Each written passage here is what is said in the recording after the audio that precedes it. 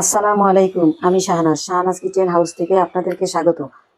এখানে 4 কেজি গরুর মাংস নিয়েছি, মাত্র 10 মিনিটে রান্না করে আপনাদের সাথে শেয়ার করব।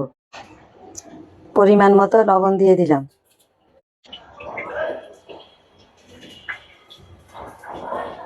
হলুদ গুঁড়া দিয়ে দিলাম, মরিচ, ধনিয়া, সকল প্রকার মশলা ভেজে গুঁড়া করে নিয়েছি দিয়ে দিলাম। এখন জিরার গুঁড়া দিলাম, পেঁয়াজ, খাঁটি সরিষার তেল দিয়ে রান্না করব।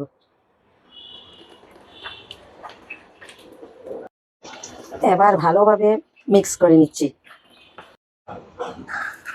ভালোভাবে মিক্স করে নিলাম মশলাগুলো।